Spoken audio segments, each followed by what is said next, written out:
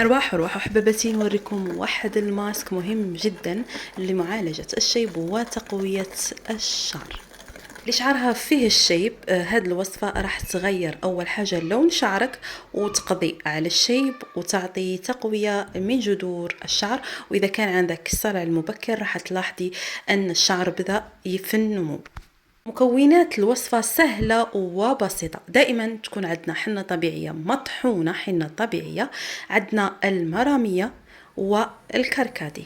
المرامية هي الدرجة الأولى لمعالجة الشيب. البنات بزاف مفيدة المرامية كما تعرفوا أنها مهمة للمرأة، مهمة كذلك للشعر، خاصة الشيب.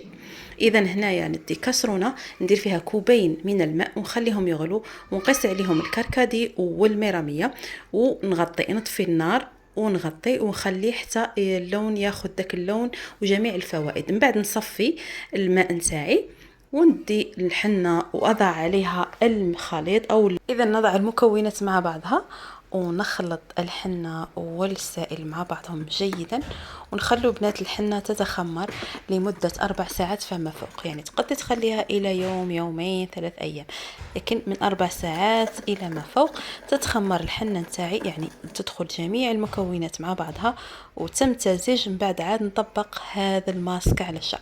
ماذا بيا البنات دركا راه فصل الصيف وفصل الشتاء، انا ما ننصحش بالحنه فصل الشتاء لانها صعبه جدا. كاين بديل ان شاء الله نعطي لكم ان شاء الله فصل الشتاء، لكن فصل الصيف نقدروا نديروها حتى مرتين في الاسبوع. اذا درتيها مره في الاسبوع يعني جيده جدا. درتيها مرتين في الاسبوع تاني مليحه بزاف.